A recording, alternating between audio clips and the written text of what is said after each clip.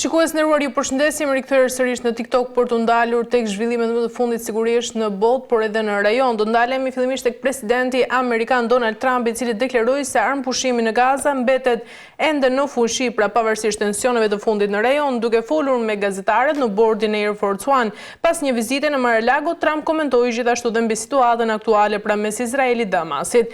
Banorët e Kevit nga ana tjetër kanë reaguar të zhgënjur nga Shtetet e Bashkuara pasi presidenti Donald Trump sinjalizoi se nuk ka ndërmend të shesë raketa me rrezet gjatë veprimit të llojit Tomahawk Ukrainës. Dhe në pjesën e dytë do ndalemi tek qeveria e re në Kosovë, ku kanë kaluar plot një javë prej kur presidentja e Kosovës Vjosa Osmani nënshkroi dekretin që i jep mandat për Albin Kurtit për të formuar kështu qeverinë e re. Dhe nga ana tjetër do ndalemi tek ditët e fundit ku është përshkallëzuar edhe debati mes kryeministrit të Shqipërisë Edi Ramas dhe lëvizje vetvendosje, krejt kjo pra lidhur me protestën e cila u mbajt në Tiranë në mbështetje të akuzuarve nga gjykata speciale. Për të ndalur në pjesën e parë, fillimisht ndjekim insertin dhe pas rikthehemi me të ftuarin. Presidenti amerikan Donald Trump deklaroi se armpushimi në Gaza mbetet ende në fuqi pavarësisht tensioneve të fundit në rajon, duke folur me gazetarët në bordin Air Force One. Pas një vizite në Mar-a-Lago, Trump komentoi mbi situatën aktuale mes Izraelit dhe Hamasit. Po ata kanë qenë mjaft të zhurmshëm, tha Trump, duke referuar veprimeve të fundit të Hamasit. Megjithatë, ai shtoi se beson se udhëheqja e grupit militant nuk ishte e përfshirë në incidentet më të fundit. Ushtria izraelite njoftoi dje se kishte nisur një valë të re sulmesh në Rafah, në rripin jugor të Gazës, pas bombardimeve të para në njëjtën zonë më herët, duke pretenduar se kjo ishte më në përgjigje të sulmeve të Hamasit, të cilat organizata palestineze i mohoi. Në përgjigje të shkeljes flagrante të marrëveshjes së armpushimit më herët, sot ushtria izraelite nisi një seri sulmesh kundër objektivave terroriste të Hamasit në pjesën jugore të rripit të Gazës, thuhet në deklaratën e ushtrisë, ndërsa Izraeli dhe Hamasi akuzojnë njëri tjetrin për shkelje të armpushimit që ka qenë në fuqi që nga 10 tetori. Mirë, kemi ndjekur insertin dhe ditën e sotme për të diskutuar mbi këto zhvillime dhe të tjera kam të ftuar zotin Frymëzim Dauti, ekspert i marrëdhënieve ndërkombëtare. Zoti Dauti, ju përshëndes. Ju faleminderit për kënaqësi jeni me mua sot. Zoti Dauti, për ta nisur fillimisht me insertin që sapo dëgjuam së bashku, a mund të themi tashmë pra se armpushimi në Gaza po jeton vetëm në letër, pra ku nga njëra anë Trump deklaron se qetësia po ruhet, ndërsa në terren pra Izraeli dhe Hamasi akuzojnë njëri tjetrin për shkelje? Po kuptohet që shkelësi është Izraeli dhe kjo marrëveshje do të mbetet vetëm në letër, në terren. Izraeli do të vazhdoj të bombardoj Gazën, do të vazhdoj të vras njerëzit e Gazës, të paktën pas kësaj marrëveshje janë vrarë 100 persona në Gazë. Po ne kemi krahasim tjetër, mund të bëjmë, apo shembull tjetër, marrëveshjen e Izraelit me Hezbollahu, ku ka gati një vit që është bë ajo marrëveshje dhe Izraeli vazhdon ende ta bombardoj Libanin. Dhe kjo është shumë normale për Izraelin dhe të gjithë ata që besojnë që Izraeli do t'i përmbahet marrëveshjes, vetëm që tregojnë një naivitet politik. Kuptohet që Izraeli bën kalkulimet e tyre, ata arritën një qëllim që t'i lëshojnë robërit ushtarak Izraelit që mbaheshin në Gaza me ndihmën e Amerikës, por ishte po ashtu edhe një dështim për shkak se ata u detyruan që në këmbim të atyre të burgosur lufte, të liroheshin disa mijëra palestines, dhe kjo dëshmoi që Izraeli për 2 vite u thoshte që do t'i liroj sipas tyre pengjeve, po nuk ja arritën pa një marrëveshje me Hamasin, dhe po ashtu nuk arritën që ta okupojnë Gazën, nuk arritën që ta shkatrojnë Hamasin. Hamasi është në Gaza, e udhëheq Gazën, edhe pse thuhet që do t'i dorëzojnë armët, nuk ka shenja se Hamasi do t'i dorëzoj armët, përderisa Izraeli ende vret njerëz në Gazë, dhe ata e kanë një moto, dhe që thotë që ata që duan të na i marrin neve armët, ne atyre do t'u marrim shpirtin. E kanë fjalën për moton e Hamasit. Dhe prandaj që kjo marrëveshje do të mbetet vetëm në letër. E qartë, zoti Dauti, nga ana tjetër Trump tha se udhëheqja e Hamasit nuk kishte përfshirë në incidentet e fundit pra që ka ndodhur. Si duhet lexuar kjo deklaratë? Po nuk ka kapacitet Hamasi si ta sulmoj Izraelin. Kjo nënkupton, për shkak se të gjithë ata njerëz që janë vrarë në Gaza janë vrarë nga gjuajtjet nëpërmjet aeroplanëve apo artillerisë së rrë, me bomba shumë kilogramshe apo shumë disa 1 ton apo 2 ton si zakonisht i përdori, Dhe kjo do të thotë, për shkak se nuk janë vrarë ushtar izraelit, pra nuk janë vrarë në Gaza, sikur të vriten disa me snajper apo me pushka automatike, do të konsideroj se Hamasi thyese. Prandaj, në këtë rast, Trump i ka të drejtë që akuzon Izraelin dhe kuptohet që është një mesazh që u atërheq vërejtjet, për shkak se sipas Trumpit dhe administratës së tij, kjo luftë duhet të pushoj, për shkak se e tregua dobësia e Izraelit në luftë, po ashtu edhe me gjithë përkrahjen e administratës amerikane, ata dështuan së bashku Amerika dhe Izraeli që ta pushtojnë Gazën, dhe për mos e zgjatur më shumë duhet të pajtohen me këtë marrëveshje dhe të bëjnë plane të tjera si ta okupojnë Gazën dhe të bëjnë pastrim etnik, po në forma tjera. E qartë, zoti, nga ana tjetër, rënpushimi 10 tetorit të konsiderua nga një ranë si një arritje diplomatike, pra nëse bie tani, cilat do të jenë pasojat që do të ketë kjo sigurisht për stabilitetin rajonal, por edhe për rolin e SBA-s nga ana tjetër si ndërmjetësues, pra a do të shohim një humbje të besueshmërisë të amerikanëve në sy të aleatëve? Në sy të aleatëve nuk do të shiqem një humbje të besueshmërisë, për shkak se ata nuk janë aleatë, ata janë vazall të SBA-s. Mirë po në aspekt të shteteve tjera, apo botës, kuptohet që veç Amerika e ka humbur atë prestigjin që e ka pasur si ndërmjetës apo si i paanshëm, dhe nuk habiten sepse Amerikanët e përkrahin Izraelin në këtë gjenocid.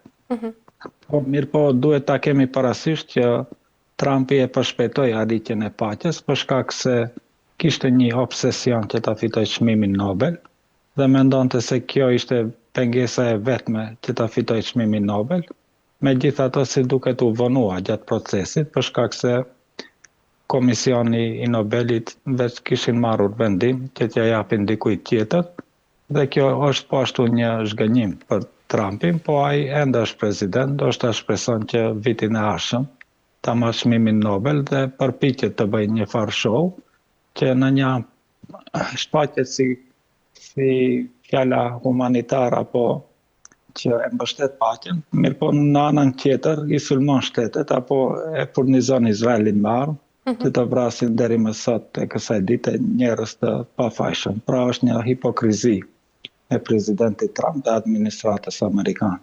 E qartë, zoti, nga ana tjetër, nëse Shtetet e Bashkuara të Amerikës nuk e ndëshkojnë hapur as Izraelin, por nga ana tjetër as Hamasin për shkeljet, a mund të nxjisë kjo edhe një precedent të rrezikshëm pra për konfliktet e ardhshme? Po, mundet, mirë po as që merret parasysh që SBA-ja mund ta dënoj apo ta qortoj Izraelin për shkak se izraelitët e kontrollojnë Kongresin Amerikan dhe nëpërmjet kontrollit të Kongresit Amerikan e kontrollojnë edhe ministrat e qeverisë së Trump. Po ashtu Trump kontrollohet nga lobuesit dhe financuesit izraelit. Këtë e kemi dëshmi kur në parlamentin e Izraelit presidenti Trump mbajti një fjalim dhe ju faleminderua familjes Adelson që kanë donuar për kampanjën e tij prej kur ka dalë në skenën politike dikun $600 milion dhe u lavdrua se ajo financuesja e tij ka në hesapin bankar të saj dikun $60 miliard dhe që do të thotë se gjithmonë do ta ketë përkrahjen e lobit izraelit. Përderisa Hamasin nuk ka mundësi si ta ndëshkoj për shkak se ata edhe kur kërcënohet se do t'ua sjelli ferin apo xhehenemin në Gazë, ata veç jetojnë në një fer dhe nuk ndikojnë fjalët e tij për Hamasin as pak. E qartë. Zoti, nga ana tjetër duke parë edhe përplasjet e fundit pra dhe tonet e Trumpa, mund të themi se politika e jashtme amerikane po kthehet drejt një izolimi të ri ku nga një anë stabiliteti global nuk është më prioritet, por vetëm interesa momentale nga ana e Washingtonit? Po kuptohet që edhe politika e jashtme amerikane mbështetet në interesat e tyre. Ata e kanë moton që ne nuk kemi aleat të përhershëm, po kemi interesat të përhershme. Dhe nuk shiqem shenja të një politike izolacioniste të SBA-s, për shkak se SBA-ja ende është e involvuar në luftën në Ukrainë dhe Rusi. po ashtu përpiqen që të fillojë një luftë apo të bëjë një grushteti në Venezuelë dhe kuptohet që përgatiten me Izraelin që të sulmojnë përsëri Iranin dhe dim që ende bombardojnë në Yemen, mbështesin Izraelin ta bombardojë Libanin dhe Hamasin apo Gazën, disa herë sulmojnë edhe Sirin, që do të thotë se politika e vjetër e punëve të jashtme të Amerikës vazhdon, si në administratat e mëhershme, dhe unë nuk shiqej ndonjë ndryshim të politikës së Trump për sa i përket politikës së jashtme amerikane. E qartë, mirë, zoti Dauti, ndiqemi tjetër një sert më pas të rikthehemi.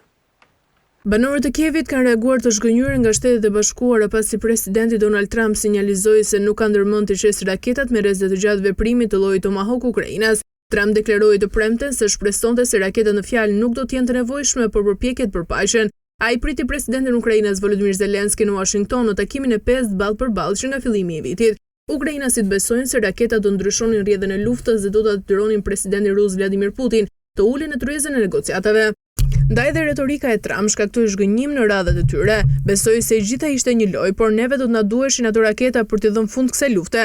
Deklaron oficeri i ushtrisë ukrainase, jemi në luftë për më shumë se 3 vitesh dhe ajo që duam është paqja, shpreh në të njëjtat linja Viktoria Kramstova, psikologe në Kiev. Unë përpiqem të përqendrohem tek puna ime për fëmijët dhe kjo më jep forcë të eci përpara dhe të mos u mbas shpresat, thot më tej ajo. Përpara nisjes së bisedimeve në shtëpinë e Bardh, Zelenski tha se kishte një propozim për Trump, në bazën e të cilit Ukraina do t'i ofronte Shteteve të Bashkuara dronët e saj të avancuar, ndërsa Washingtoni do t'i shiste Kievit raketat Tomahawk. Mirë, zoti Dauti, a mund të konsiderohet dhe hezitimi i Donald Trump për të shitur raketat Tomahawk pra një kthes strategjike që rrezikon nga ana tjetër të dobësojë edhe pozicionin e Ukrainës? Tani ky ishte takimi i tretë i Zelenskit në shtëpinë e Bardh. Ne e dim që në takimin e parë nuk kaluan mirë, në të dytin si duket kaluan mirë dhe të tretin edhe pse në pasqyrë të parë duket se kanë kaluar mirë, por nuk janë marrur vesh, sidomos përsa i përket raketave Tomahawk, të cilat Trump i ka refuzuar që t'u ashes Ukrainasve. Po Trumpi e din që edhe nëse u ashet ata raketa Ukrainës, nuk do të ndryshoj diçka të madhe në fush betejën në Ukrainë, për shkak se Rusia ka sistem mbrojtës kundër ajror shumë të përsosur dhe nuk është se do ta bëjë dëm të madh sidomos në territor të Rusisë. Tani jemi në vitin e 4 dhe si duket Trump ka dalur me një deklaratë dhe thotë që Ukraina nuk mund ta fitojë këtë luftë, për shkak se ata në vitin e parë thonin që do të fitojë. Dhe po ashtu Trumpi ka kërkuar nga Zelenski që të pranoj ndrim, jo ndrim të territoreve, po që të jap disa territore Rusisë, po si duket Zelenski ka refuzuar. Ai refuzon për shkak se ende ka mbështetje, sidomos nga Evropa, po edhe nga shtetet tjera të perëndimit. Ai edhe pse janë vrarë dikund në numra më pesimiste, dikund 2 milion Ukrainas ushtar, ai mendon se ende ka të ri Ukrainas, të cilët do të vdesin për pushtetin e tij dhe për shtetin e Ukrainës. Dhe është kjo një luftë qytetare e përgjakshme në Ukrainë, them qytetare për shkak se ukrainasit një pjesë të madhe luftojnë në mes veti, apo ata që janë në Ukrainë janë me etnicitet rus dhe janë me fe ortodoks, ashtu sikur ata rusët në ushtarët e Rusisë. Tani kuptohet që Rusia ka avantazh në këtë dhe prandaj Trumpi si duket është detyruar që të bëjë një summit apo një takim me presidentin Putin dhe kjo do të mbahet me propozim të Hungarisë, do të mbahet në Budapest të Hungarisë, për shkak se Hungaria, edhe pse është antare NATO-s dhe antare Bashkimit Evropian, prej fillimit të kësaj lufte ka qenë me qëndrim si duket pa asnjëse, edhe pse ka përkrahur Ukrainën, mirë po nuk ka bërë një luftë ekonomike kundër Rusisë dhe ka vazhduar bashkëpunimin ekonomik me ta dhe konsiderohet që kjo të jetë një mundësi e mirë që Trumpi dhe Putini të merren vesh dhe të ndërpresin luftën në Ukrainë. Ka mundësi që në takimin e radhës të kemi hapa konkrete për mbarimin e luftës në Ukrainë dhe Rusi. E qartë, Ukraina ofroi dhe dronë të avancuar pra në këmbim të raketave Tomahawk zoti Dauti, por Trump nga njëra anë refuzoi. Si duhet të interpretohet ky refuzim pra nga perspektiva e politikës ndërkombëtare dhe a tregon vërtet kjo një ndryshim në prioritetin amerikan apo një lëvizje tjetër për të mos provokuar Rusin më tej? Jo, ata e provokojnë Rusin pa ndërprer, po këto janë edhe çështje teknike. Ndoshta ata i kanë bërë kalkulimet se këta raketa nuk do të bëjnë dëm të madh Rusisë dhe kështu që do të humbet edhe prestizhi i atyre armëve dhe i kompanive amerikane. Po ka mundësi që edhe ato raketa veç të jenë dërguar në Ukrainë dhe bëjnë disa ndryshime të brendësisë atyre raketave që fjala se janë prodhim i Ukrainës dhe që mos ketë një lidhje të drejt për drejt të Amerikës në sulmin kundër Ukrainës. Pra janë gjëra teknike që ne nuk mund t'i dim. Ne vetëm marrim informate nga mediumet apo nga politikanët, por ne e dim që edhe politikanët edhe mediumet janë profesionalistë në gënjeshtrat e tyre dhe çdo informat në këtë aspekt duhet ta marrim me rezervë, por jam i sigurt që ndash t'i dërgojnë apo mos t'i dërgojnë, nuk do të ndryshoj asgjë në fush betej.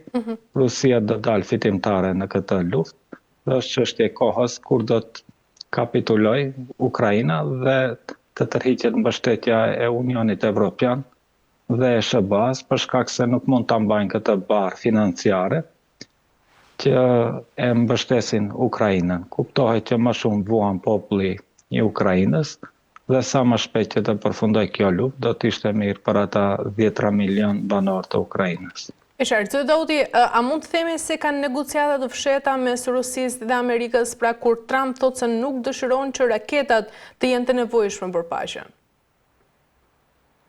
Negociata të fshehta ka gjatë gjithë kohës.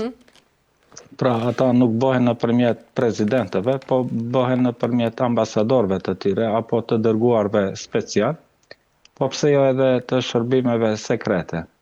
Ne dim që në Ukrainë ka CIA apo inteligjenca amerikane është shumë aktive dhe i ka njerëzit e tyre dhe ata në raste të ndryshme bashkë punojnë edhe me shërbimin sekret rus. Kjo mund të merret për shembull nëse një lider i Evropës, ta quajmë i Gjermanisë, shkon në Kiev, ata komunikojnë duke ja dhënë koordinatat që ju lutem mos sulmoni prej kësaj ore deri në këtë orë, në këtë vend për shkak se do të kaloj kancelari gjerman. Kjo është afrimi në komunikim, mirë po gjatë këtyre afrimeve të komunikimit, ata po ashtu edhe ndrojnë mendime se çka do të ndodhë, për shembull brenda 3 muajve, 2 muajve, çfarë janë sinjalet kur mund të përfundoj kjo luftë. Dhe të gjithë këta raporte mandej dërgohen në ambasadën e Kievit, ta quajmë të SBA-s dhe ata e dërgojnë në Washington ku ka grupe analitike të cilat i analizojnë dhe kjo është një lloj negociate e fshehtë apo negociate indirekte, ashtu që do bëjmë planet si kur të takohen, çfarë të negociojnë, çka mund të lëshojë Rusia, çka janë prioritetet e Rusisë, çka janë interesat amerikane në Ukrainë dhe gjithmonë ka negociata. Mirë po është populli që vuan, përderisa politikanët bëjnë kalkulimet e tyre për përfitime ekonomike dhe interesa gjeopolitike, ushtarët Ukrainës vdesin për çdo ditë, dhe ja që në vitin e 4 duhet ta kalojnë edhe një dimër në hapësirë në natyrë, duke luftuar dhe duke mos e ditur që do të kthehen të gjallë në shtëpi. E qartë, mirë zoti Dauti, për ta mbyllur sepse jemi në fund, ndërkaq banorët e Kievit ashtu si u tha dhe në insert pra shprehen të zhgënjur, si mund të ndikojë kjo sigurisht në perceptimin ndërkombëtar për mbështetjen amerikane ndaj Ukrainës? Po ukrainasit janë të lodhur nga kjo luftë. Edhe dëshmi më e mirë është për shkak se presidenti i Ukrainës i ka kaluar mandati më shumë se 1 vit dhe ai nuk mban zgjedhje prezidenciale. Arsyeja kryesore është për shkak se ai e din që nëse del në zgjedhje do ta legjitimojë populli i Ukrainës, për shkak se Zelenski erdhi në pushtet duke ju ofruar ukrainasve se ai si president do të bëjë paqe edhe me Rusinë dhe do të ketë një mirëqenie ekonomike, mirë po doli gjithë e kundërta, e futi Ukrainën në luftë, pra nuk gjeti kompromise me interesat e Rusisë, dhe tani që ka hyrë në luftë dhe ka miliona Ukrainas, të paktën ndoshta 1 milion deri 2 milion ushtarë të vrarë, ai ende tenton që të vriten ndoshta edhe 1 milion të tjerë, dhe kuptohet që kjo është një zhgënjim, po në njëjtën kohë është një kërcënim apo një presion për Zelenskin që ta ndryshoj politikën, dhe nëse presidenti Trump dhe presidenti Putin arrin në një marrëveshje paqësore, ai do të jetë i detyruar që ta pranoj atë marrëveshje, nuk do të mund ta refuzoj për shkak se nuk ka forcë. E gjithë forca e tij mbaret nga mbështetja amerikane dhe evropiane, dhe mund ta kundërshtoj, po ndoshta 1 muaj deri në 3 muaj, mbas 3 muajve do të duhet ose do dërhiqet nga posti i presidentit apo ta pranoj atë marrëveshje dhe ta zbatoj ashtu si do të mirën vesh fuqitë e mëdha. E qartë. Mirë, zoti Daudi, ishte kënaqësi t'ju kisha sot. Faleminderit për informacionet. Ju faleminderit edhe ju. Faleminderit shumë. Mirë, do të rikthehemi pas pak në pjesën e dytë për të ndalur tek rejoni.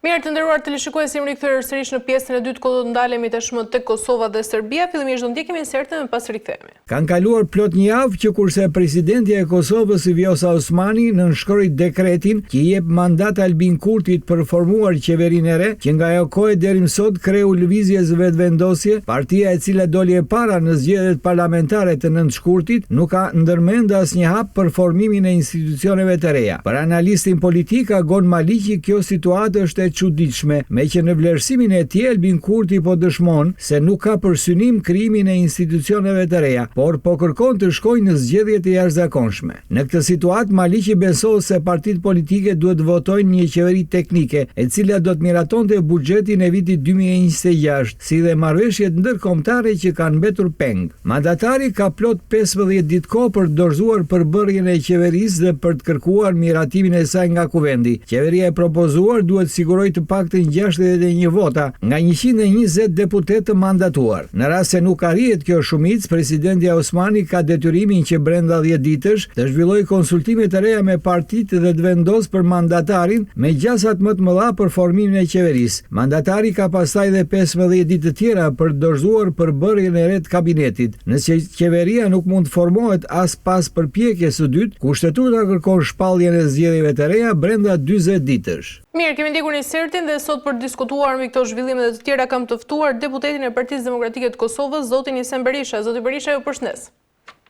Përshëndetje edhe për ju. Zoti Berisha, duke u ndalur tek inserti që sapo dëgjuam, pra janë bërë një javë ka kaluar që nga dekretimi i Kurtit, nga presidentja Vjosa Osmani dhe ende nuk kemi asnjë lëvizje konkrete pra për formimin e qeverisë. A mendoni se kjo është një strategji pra për të bërë nga njëra anë presion politik apo është një sinjal i qartë nga ana tjetër se kryeministri i Kosovës Albin Kurti synon zgjedhje të jashtëzakonshme? Tani, zgjedhja e jashtëzakonshme nuk janë synim vetëm i tij, këto janë mas gjoja apo kërcënoi partitë e spektrit tjetër, duke aluduar në shumë elemente, do të thotë të një fuqie të tjera politike, elektorale të tjera, mirë po zgjedhjet kanë treguar se ky ka psuar rënje. Kanë treguar edhe zgjedhjet nacionale të fundit që u majtën me 9 shkurt, sepse nga 48 deputet, 8 janë të lehatëve, domethënë ky ka ra dikon në qenë si ishte 42%, ky ka ra në 25% të votave, që do të thotë po lëviz shumë shpejt, një rapide drejt votave bazë të themelimit subjektit tij që nuk kalojnë 16%. Pra edhe nëse shkohet zgjedhje, ky do të sillet atë 16-22%, dhe këtë e din shumë mirë. Këtë ja treguan edhe zgjedhjet lokale, përkundër një mekanizmi të keqpërdorimit të votës me shumë forma. Nuk ka arriti do të thotë të fitoj përveç atyre 3 komuna periferike që janë komunat vogla, nuk arriti të ketë fitore. Tani këtu tendencat pse ky i bën të lojra dhe pse ky po mundohet të ikë bërjes së qeverisë, sa më gjatë që të mundet. I kam elaboruar disa herë, e kam thënë edhe para zgjedhjes presidentit Trump, i kam përsëritur edhe pas zgjedhjes tij, dhe ky është zënë peng tani i vendimeve apo i marrëveshjeve ndërkombëtare detyrimet nga cilat i ka pranuar, e detyrimet cilat janë dhe marrëveshjes si tilla janë ndesh me kushtetutën e Kosovës dhe me interesat e shtetit Kosovës. Pra, në esencë e cenojnë integritetin territorial të vendit duke krijuar një autonomi politike territoriale në një tretën e territorit, por si asociacion i hapur përfshin edhe të gjitha lokacionet e objekteve religjioze dhe vendbanimeve të tjera të vogla të komunitetit serb nëpër Kosovë. Dhe ky duhet përballet me këtë implementim. Pastaj do të përballet me statutin që ka sjellë Bashkimi Evropian, e që është i shkruar në Beograd, i cili është kushtetuta e kësaj autonomie territoriale politike, dhe ku do të instalohet menjëherë komiteja zyra për Kosovën si qeveri provizore. Ky i din mirë këto veprime që i ka bërë. E din mirë se do të përballet menjëherë me to. Prandaj po lufton me çdo kusht, o ta ndajë qeverisin me dikë dhe ta ndajë edhe përgjegjësinë me këtë, ose të shkojnë në një qeveri provizore, siç po flasin tash, por këta me një qëllim krejt tjetër. Jo në atë qeverinë gjithë përfshirës të siç kanë propozuar personalisht vetë dhe e kanë elaboruar edhe si program, edhe si kozgjatje, edhe detyra taksative, por një qeveri që këtij ja plotson atë kuadrin ligjor dhe e parafron për të ndarë përgjegjësinë ndaj, nëse trajtohet me gjuhën penale ndërkombëtare, tradhtisë që është bërë interesave të shtetit. E tash, po mundohet me çdo kusht që të ikë formimit të qeverisë dhe të ketë një qeveri ku do të bashkëndajë përgjegjësinë. Sinjalet e para të këtyre paradokseve po jepen tani me koalicione që po krijohen në nivelet lokale, pra po përqafohen në dashuri të reja politike do t'i quajmë, të cilat s'kan as parim me bazë mbi të cilat ndërtohet një filozofi politike, as moral, vetëm e përshfaqin etjen për pushtet. Pra, kjo nuk është kurfar parafrimi për interesat e qytetarit as vendit, por thjesht për karriken. Pra, këta janë personat, shife, na kemi krizë të identitetit e leadershipit politik në vendit tonë, të dy partive që veç u shpërfaqen tani me këto lloj dashuriqkash politike në nivel lokal, edhe Liga Demokratike, edhe Aleanca për Arminë e Kosovës. Pra, janë liderët që ta zëm, Liga Demokratike, kryetari i saj ka deklaruar se nuk votojmë asgjë dhe askënd që vjen nga lëvizja vetëvendosje, se janë përcaktuar për qenë në opozitë. Dhe tani po më duket e kanë pa atë Karimi që kanë paralajmëruar prej kur, se ky do ta mbajë këtë krizë derisa ta kalojë përtej ballotazhev, edhe dalin në periudhën kur duhet zgjedhet presidentja. Presidentin, në fakt se nuk po paragjykoj se do të jetë kjo, por është duke zhvilluar kjo. Edhe tani në këtë lëvizje po afron karrotën tek personat që e kanë ambicien për qenë kryeministër vendit, gjithmonë në koalicion me Albin Kurtin. Dhe shenjat e para të këtij degradimi ka dhënë vetë Liga Demokratike me koalicionet që përfojmë. Këto jo bën jashtë statutit partisë, pa dienit partisë, këto janë teori sa për të mbuluar radhën, këto nuk qëndrojnë. Se nuk mundet me vepru askush brenda një subjekti kokën vete, se ka strukturë veprimi. Mirë po tash po kthehem të shkelja e parimeve. Pra, e kanë quajtur në një periudhë vetë Kurtin e kanë quajtur rrezik kombëtar. Pastaj ky personalisht i ka ndërsjellta se ka etiketuar të dy këto parti, edhe neve, edhe gjithë spektrin politik, si produkt serb dhe rus. Pastaj e kanë quajtur ndërsjelltas prap kryetari i Aleancës që tash po bën koalicion në fushë Kosovë, e ka quajtur agjenturë serbe dhe ruse. Njëri që po ndon Kosovën, që po përplas SHBA-n, po krijon përplasje me SHBA-n, që po izolon vendin e tjera. Po edhe ky ka quajtur tradhtarët që janë bashkëndim me Vučićin dhe Beogradin. Pra, dhe për interesat vogla lokale po i hapin derën dhe mundësinë vetvetes që subordinohen në qeverisjen qendrore. Kështu që gjitha këto shtyrje, domethënë ose mos zërim fare për atë se apo përgatitet, çka po përgatitet tjera, po tenton ta ruaj atë konfidencialitetin, të nxit kurreshtjen dhe të mobilizoj edhe aspektin tjetër politik, edhe qytetarët, po edhe mediat e gjithë neve që bëjmë analiza. E tani, pse po bën këtë? A mund të krijojë një befasi ky të papritur dhe që do të stabilizojë vendin në procesin politik jo? Këtë brum që ka, me këtë do të gatuaj. Ky erdhi me ekipin e parë, që në vitin 19 kur fitoi, në vitin 20 kur e bëri ra për 52 ditë për shkak se kishte shkel vijat e kuqe në raport me interesat e gjeostrategjinë amerikane në rajon. E mori këtë 21, 25 dhe shikojeni çfarë ka sot në Kosovë. Domethënë, asgjë, asnjë zhvillim, asnjë investim, asnjë përparim, asnjë ecje përpara, përveç se regres. edhe në ekonomi, edhe në zhvillim, edhe në infrastrukturë, edhe politikat brendshme, edhe të jashtme, atërim raportesh me BE, masa nga BE-ja, sanksione sot nga Shtetet e Bashkuara të Amerikës, pra ndërprerja dialogu strategjik janë sanksione të pastra. Ne jemi në pozicionin e njëjtë në raport me BE-n dhe SBA jemi në raport njëjtë siç është sot Putini dhe Rusia. Dhe tani këta po i hapin, ky po mundohet që të krijoja të qëndroj dhe të detyroja po të josh përmes karroca, po për shkak të ndonjë agjende të përbashkët shife. Unë këta nuk i shoh këtu bashkëlehtësisht si rastësi që po parafrohen edhe se pas kanë interesin kombëtar prioritet. Jo. Unë këta njerëz i shoh më shumë si janë peng një zinxhiri ndikimit që fillon që nga Soros, se presidentja janë $180,000, 160,000 është vetë kryetari i LDK-s, Albini është bërësisti i Sorosit. Dhe këta janë një ekip që kanë detyrime dhe këto fillojnë nga Soros dhe kalojnë pastaj përmes agjenturave të tij, që i ka edhe në Beograd, po edhe në Tiranën tonë të tashme, edhe në Prishtinë dhe po mbajnë gjallë vetën që me i shërby interesave të huaja, po jo interesit Kosovës. Kështu që e tham me plot kohë, kam qenë dëshmitar i vitit dikon 23, po kur urzua ky për herë të parë dhe provoj pastaj të bënd të prapë qeveri 21, 22, dhe u fut në listën e zezë, parashikoi të shpallën nën grata, kishte një afat 181 ditor. Dhe ka qenë deklarata e presidentes Osmani kur thot e shpëtova nga nën grata. Sot Albin Kurti është nën grata e heshtur dhe kjo heshtje po bëhet vetëm për të mos e poshtruar publikisht shtetin dhe qytetarët e Kosovës.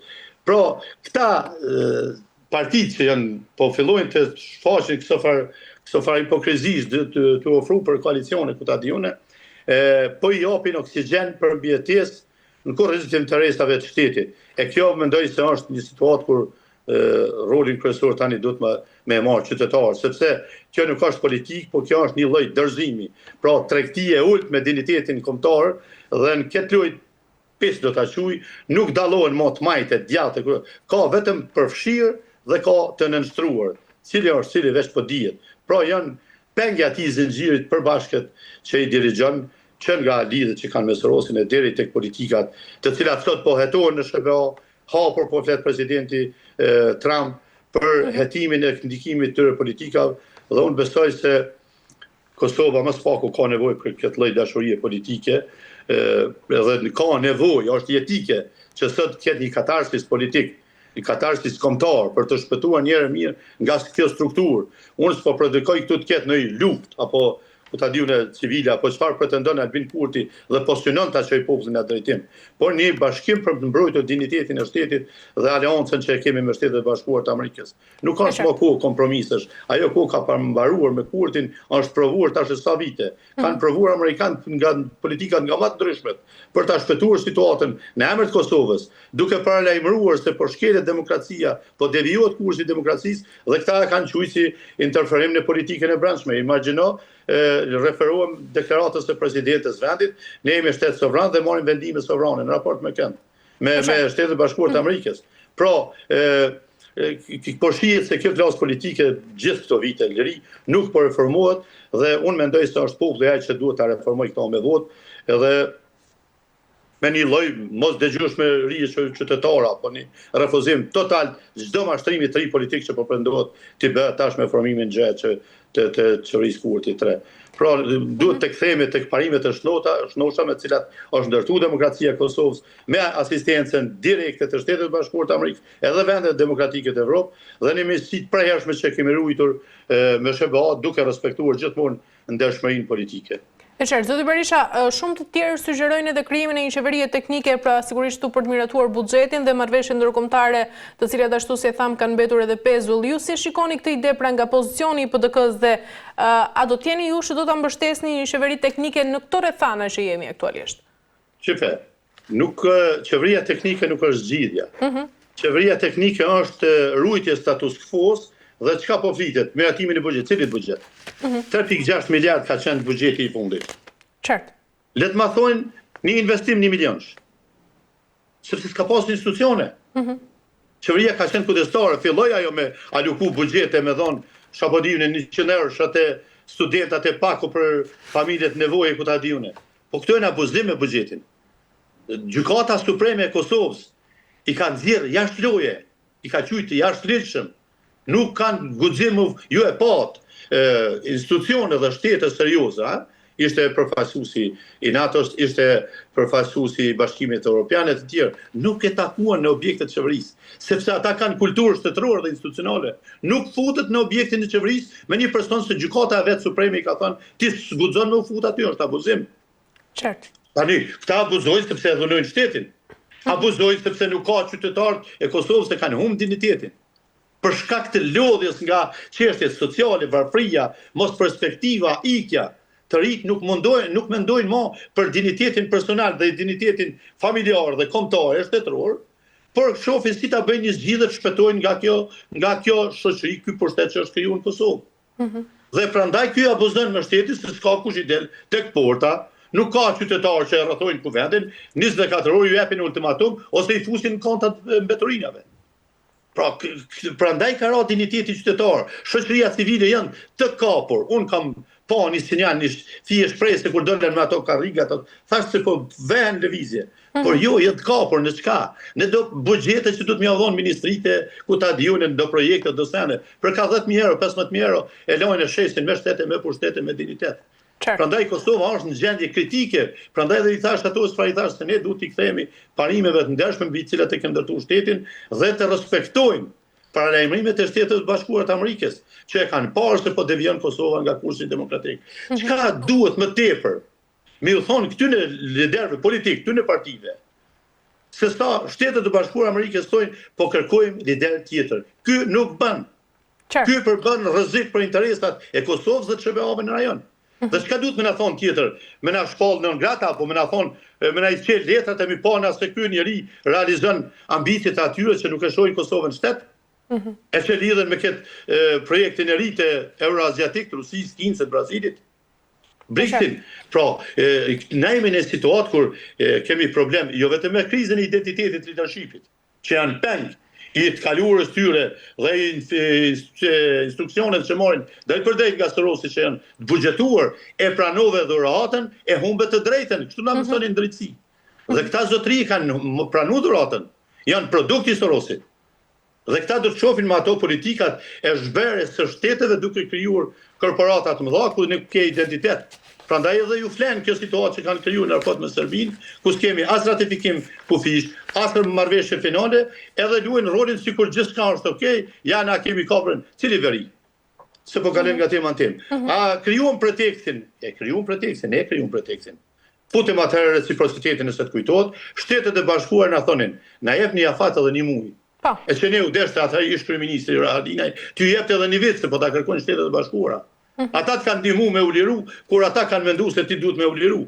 Se na lufte për organizime për luftë kemi bën, prej se ekzistojmë në regjimin komunist jugosllavisë, ose siç thot fishta i madh, në një çojshojt ata kanë shej vetin qiell i dhej. Domethënë prej se ekzistojmë jemi në armiqësi.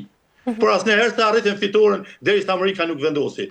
Ta lypin një muaj për çështjen e reciprocitetit me hiç. Nuk e hoqën. Çfarë ndodhi? E futëm Kosovën në krizat barikadave.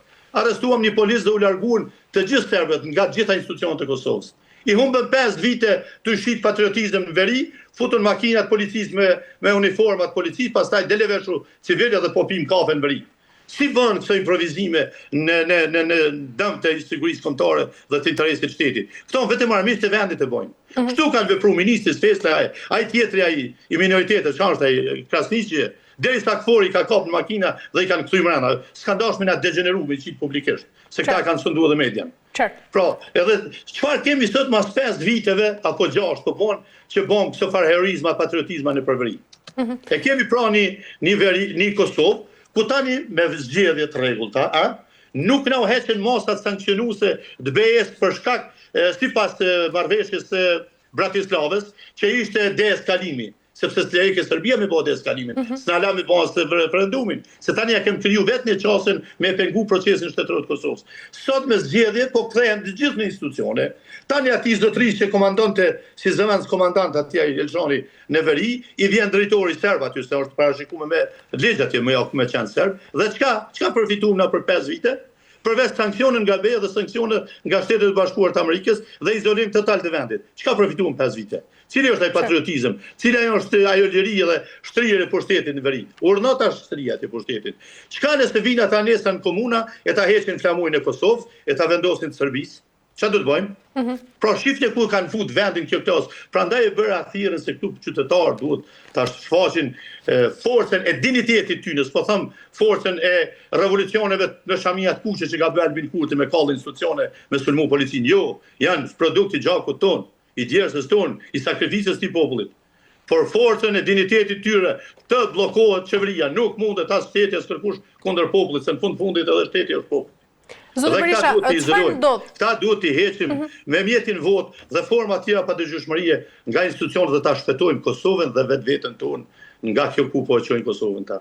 E qartë, por çfarë do ndodh nëse Kosova pra hyn në një periudhë ku institucionet nuk do të formohen? Çfarë mesazhi do i dërgojë kjo partnerëve ndërkombëtar, por veçanërisht edhe atyre që ndjekin dhe procesin e integrimit evropian edhe marrëveshje strategjike? Për 100 vite studime, 100 vite sundim, që nga mbretëritë e bashkuara, mbretëritë serbe atëherë deri më sot, deri në kohën e Miloševićit që kemi rrezu. Këta kanë provuar të instalojnë në mendjen dhe psikën e shqiptarëve se dhe të botës marë, se shqiptarët nuk janë të aftë të mbajnë shtet. Dhe kjo çfarë po ndodh, që nga viti 2019, kur në pushtet ka ardhur ky person, apo që nga 97 takimi Brezovicës ku Stanishiqi ka thirrë gjithë argatët e vet atje. Dhe ju ka dhënë detyrë dhe keni Baton Haxhiun në Prishtinë, në Tiranë keni. Thirrne, thuj ka thonë Selma Berisha dilet e shmo, si e ke marrë detyrë me infiltrua Albin Kurtin në procesin politik, duke e fut në Union Studentëve Sfari. Duke formu kanin me atë rikallën e me do tjerë që tash basi kur lufton. Duke kriju lëvizjen e cila ka refuzu çdo veprim përfshirë dhe luftën e drejtë e pavarësia. E formimi ushtrisë e ka refuzu në emër do kauzave që i krijon me Recep Qosin e me këta akademik tonë që sot Qosi Adacie po preferojnë me i korrigju kufit duke shkëmby territore. Pra, këta tregojnë që janë akademik që i kanë marrë titujt nga komiteti centralni komitet SKU, komiteti qendror i Partisë Komuniste të Jugosllavisë. Sepse sot ata janë akademik, dhe imagjinoni për fatkeqësinë tonë. Veç vënim komparacion me Dobrica Ćosićin, akademikun e fundit serb që nga Garashenini e këtu. Këta predikojnë ndrim territoresh. E çka me ndru për te kufive të Kosovës është prapë Shqipëri. Prapë janë shqiptarë. Pra, ta po thojnë, o burrat japim do toka shqiptare e ti marrim do fshatrat Luginës. Po jo mërzotni, edhe Lugina o term slav. Kosovës lindore, nuk i thojnë asnjëherë. Lugini thojnë. Siç i thojnë edhe serbët. Pra, këta janë autoritetet që përfaqësojnë interesat strategjike të Serbisë, sepse janë akademik që i ka bërë Komiteti Qendror i Partisë Komuniste të Jugosllavisë, përfshi Qosën që ka qenë antar hyjmor shtre i Mladi si ka pas emrin që ka shkaktuar krime shumë në Kosovë. Pra, Rankovići, Mladi Rankovićevci, Rankovićet e rinj.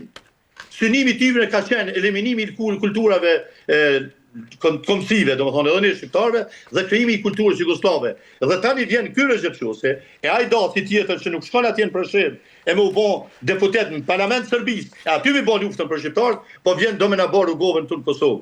E Recep Qosi më shkon vutaj, e më bë shqiptarin e madh në Parlament Mali Zie më mbrojt drejtat e tyre që sot i kanë zhdu. Shqiptarët numëron gishtas ka kanë met në ato treva, por vjen në bën atë dhëtarin e trunin e Albin Kurtit, i cili po ashtu duhet më shku më bë deputet atje në vendlindjet vet, e me bë luftën për shqiptarët dhe çështën shqiptar Madzi, e në Serbi, e në Maqedoni, e në Çameria ta tjuvë të tjera. Se Kosova e ka pas një Ibrahim Rugov, një Adem Jashar, një Hashem Thaç që ka po shtet pavarur, dhe sot nuk ka nevojë për këto teoricien demagog bosh akademik që vinë na nxisin tema për shkëmbim territorësh, për korrigjim kufish. Kosova ka dhënë verdiktin e vet, e ka shpall pavarësinë, ka kufi që ja kanë njohur ndërkombëtarisht me tek Shtetet e Bashkuara të Amerikës. Prandaj, kur flas këtu, mesazhi që ata po përqojnë është pasja për me mbajtur shtet. Unë kam shumë shpresë se në drejtën ndërkombëtare është një institut R2P, Right to Protect, kur shtetet popujt dështojnë të mbrojnë institucionet e veta. Dhe shtetin e vet, atëherë në bazë drejtën ndërkombëtare, fuqitë si Shtetet e Bashkuara të Amerikës kanë të drejtë të ndërhyjnë. Sepse është investim i krejt bashkisë ndërkombëtare, por me theks i liderit kryesor, aleatit tonë kryesor Shtetit Bashkuar të Amerikës, për ta bërë këtë shtet edhe në aspektin gjeostrategjik të Amerikës, por edhe në aspektin strategjik shqiptarëve që duan lirinë dhe demokraci. Fatkeqësia është të vjen një klasë të tillë politike dhe gjen lider pa përgatitur, lider që kanë krizë identiteti, edhe njerëzit me krizë identiteti janë të rrezikshëm. Monin men, filozofia e njeh shumë të tillë, po një ndër ta është Hitleri. Adolf Hitler ka pas krizë identitetit vet. Dhe është kthyer në rrezik të komunitetit që ai e përfaqëson. Tipike për leadershipin e sotëm Kosovë, në veçantë Albin Kurtin. Qartë. Mirë, zoti Berisha, për ta mbyllur sepse jemi në fund, ka pasur një përplasje mes kryeministrit shqiptar Edi Rama dhe kryeministrit Kosovës Albin Kurti një ditë para se të zhvillojë edhe protesta në mbështetje të UÇK. Si e keni parë këtë përplasje mes dy liderëve? Rivalitet për të marrë pozicionin e të parit në raport me Soros. Dhe tubimin çdo zë që është pro mbështetjes të drejtës imazhit të ushtrisë shqiptare të Kosovës e mbështes dhe duhet mbështetur mbi atë motivin një kom një qëndrim, siç e kemi bërë. Por atje u realizuan disa aspekte. Në aspektin emocional, ishte kategoria emocionale që dëshiron të jetë pjesë të saj. Janë për të respektuar sepse respektojnë atë vlerë. Në aspektin moral, ishin ata që duhej moralisht të mbuloheshin apo të jenë aty dhe një kategori pastaj të spastrohen për shkak se ndjen pengjes kaluarës tyre kanë deficit në atë se nuk kanë qenë anë dur të historisë në atë kohë. Janë edhe ata që duhet të jenë aty sepse duhet shihen, janë kategoria politike, duhet shihen për skaj popullit e për krejt dhe ato që kes nëse dojnë me të skenin politike. Dhe e fundit është kategoria që në vend se të përdorte mbulesën morale të jetë atje, ata qëndruan në Prishtinë dhe filluan të quajnë se gjithë ata në rreshtin e parë janë bashkëpunëtorë të atij shehullit, të atij spionit, të shehullit që është arrestuar. Imagjinon rreshtin e parë kishte luftëtarë të mëdhaj. Ishte edhe vetë kryetari i veteranëve që është pa këmbë. Ishte edhe Ferhat Ademaj që i ka luftar që i ka humbë 2 këmbët në koshare, i kish këmbët proteza dhe unë ja kam falë një uniformë të FSK-s kur kam dalë në pension parakoshëm dhe ishte vesh në atë uniformë. Dhe këta quajten bashkëpunëtorë të Serbisë, e quajten spion të Serbisë.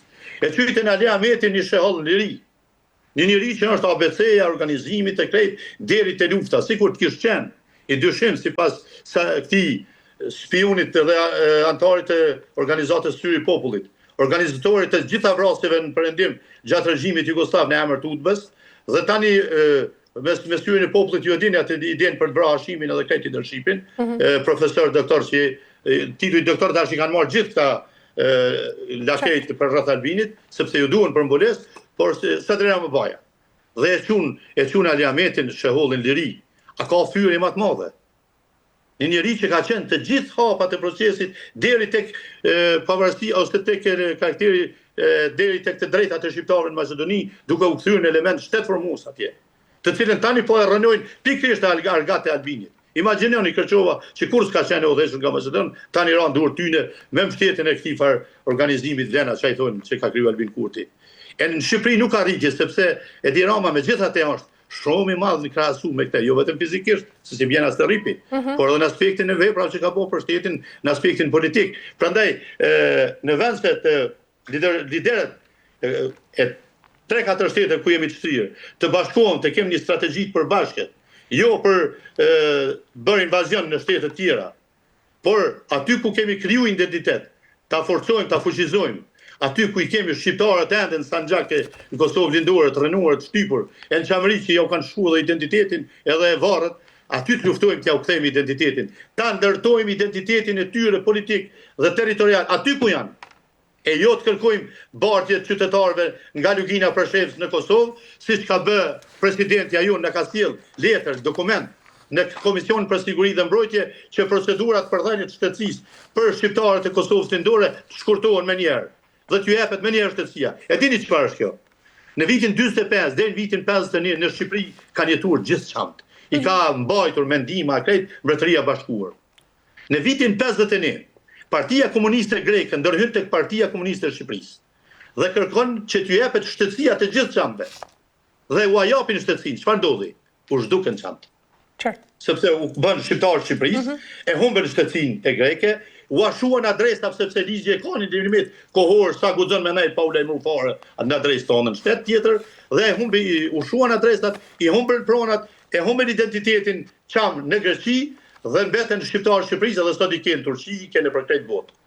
Njëjtë ka vepruar me këtë tradhti në vitin 84, regjimi shqipniste mori vesh se çka ka bërë, po ishte vonë. Unë e majnë mend kur Sali Berisha si presidenti i parë i thot Mitsotakis, i thot sjell çamet po bëjmë çamrin. S'ka çam thot. Njëjtën gjë sot e bëni Vjosa Osmani me shqiptarët e Luginës, e Kosovës Lindore. Pra, këto janë defektet që po i krijojnë ky leadership e që unë mendoj qytetarët shqiptarë nëse kanë ngel, sa do pak shqiptar, e kanë një grim dignitet kombëtar, duhet një herë mirë t'i thonë ju. Duhet t'i thonë ju sepse kemë mbrapa edhe Shtetet e Bashkuara të Amerikës që i kanë interesa gjeostrategjike që i përputhen me interesat kombëtare të shqiptarëve.